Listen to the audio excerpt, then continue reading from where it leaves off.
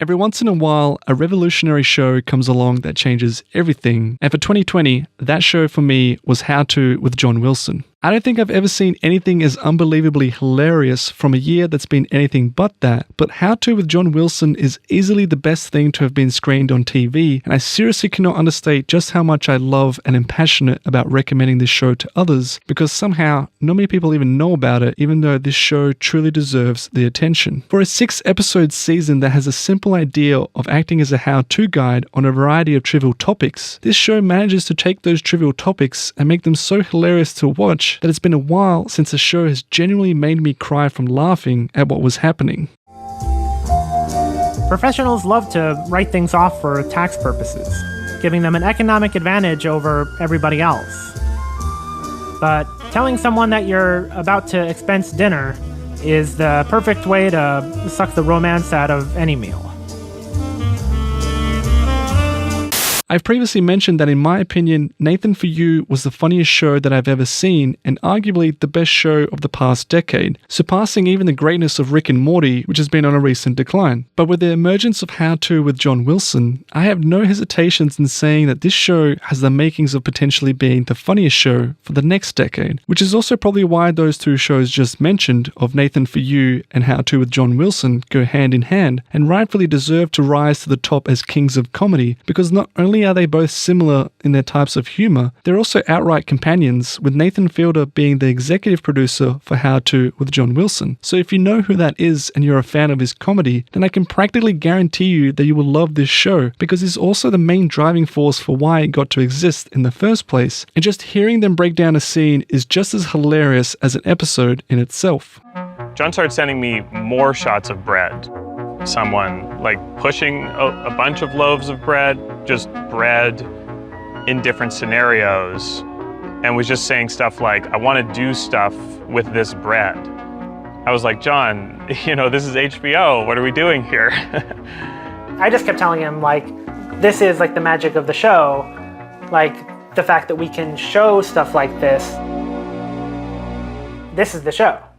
But as much as they are similar, How To with John Wilson executes this familiar awkward cringe humor Nathan For You is known for in a completely different way, and one that I absolutely love. It's like they created this amazing love child from other great shows, and to me, if Nathan For You meets Borat meets Peep Show meets Planet Earth, this would be it. And I say that because this show works just by John Wilson documenting almost all of the inane but also quirky things that he sees in New York City and beyond, with a sort of laser-like focus on discovering those hidden gems and glitches in the Matrix that are just so unbelievable and hilarious to watch. But this isn't just where the comedy stops. It's not just a funny, haha, look at this ridiculous clip that I managed to capture today type of gag. Each episode follows and weaves a tale centered around a particular how-to topic that, although acts as the initial idea, soon unravels into something that's still somewhat related, but is also a completely ridiculous tangent as he goes on these wild-like goose chases and takes you along with him to the point where you soon find yourself like Alice, heading down a rabbit hole that you never knew existed, taking you to places to meet people you never would have met before, but that you'd truly be glad that you did because of how fun the journey was, and importantly, where you arrive by the conclusion of the episode. I've also talked in the past about the brilliance of editing in the Eric Andre show, and while I still think that's by far the best example of demonstrating what you can really do with editing in terms of creating something out of nothing, the editing in How To with John Wilson would be a close second. He manages to take thousands of clips of random interesting things and then both uses them to inspire the narrative with jokes as well as vice versa in writing a story that is supported with some hilarious clips. Essentially, he's writing sentences for the narration that have almost each word and joke supported by a visual punchline, and yes, even though they come across as a dad joke at times, they're the ultimate dad joke, because to me, they are so clever and layered with genius wit that I genuinely don't think that they should even be called a dad joke, since they're so much better than that, and I know that he's edited those clips in such a way to make the entire story and episode more interesting to watch, which is why I'd put him up there with the same quality of narration as David Attenborough, except that here, it's David Attenborough if he had a quirky sense of humor, who also has a strange OCD-like obsession for filming everything and anything, and importantly, recording all of it down. Seriously, I can't imagine how many hours of footage he would have had to edit down from, because the man has literally documented everything he's ever done in the last 10 years. So I can only imagine the sheer amount of volumes of footage that he has, which is made even more hilarious that a good part of that is just filming small things like bread. I also love that this show works so well as an example of how truth can be stranger than fiction, because by being so focused on documenting things as they are, he manages to capture so many amazing and relatable aspects of real life that are hilarious, sad, strange, and almost always unbelievable. For example, with relationships. I think love cannot be forever, or relationships are not forever, and I'm okay with it.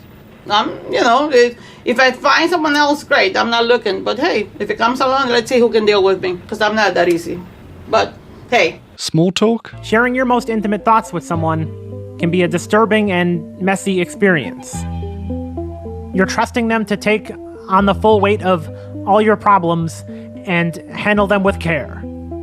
And who knows what they'll do once they finally get home and begin to run the forensics on everything you said. And splitting the bill. And then someone might come to the meal really late, and they just start to pick at everyone else's food. And then someone else actually has to leave early and asks someone to cover for them. And at this point, it's impossible to tell who consumed what, but nobody seems to care. And when the waiter finally puts down the check, the guy who ordered 4 beers declares that you should all split it evenly. I love that you don't need to know anything about the people being filmed or hear what they are saying to know exactly what they are talking about or doing, and importantly, what they are feeling. Because their expressions, actions, and body language give so much away that it's just so funny to watch, as well as being even deeply moving and profound at times. Which is also why every episode feels like a breath of fresh air, because you never know what you're going to get. John Wilson manages to allow reality and people to reveal themselves in so many different hilarious ways that I just didn't think were possible, but I'm so glad that he did, because it's both enlightening and hysterical to watch. And I seriously challenge people to watch the Parasite scene from episode 4 and tell me that isn't amazing, because I genuinely don't think there was a funnier scene out of all of 2020 than that. Oh my gosh, I'm so old. Words escape me. It's called Parasite. Oh yeah, I liked Parasite. Oh, Parasite rocked. Yeah, that was a really great. It was the perfect movie because it was a morality tale. It had virtue. It had vice. It had. Don't get me started.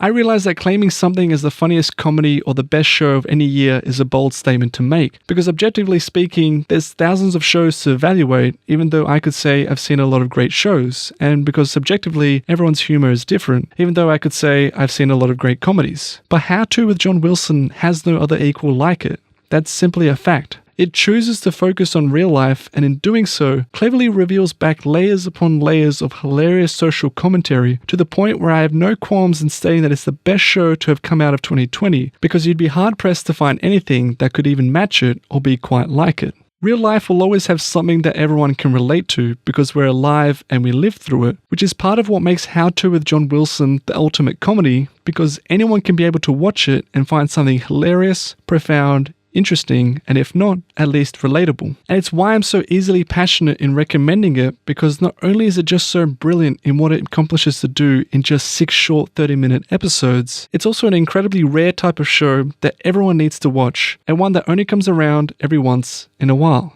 Don't forget that the life of a relationship always seems to follow the same pattern.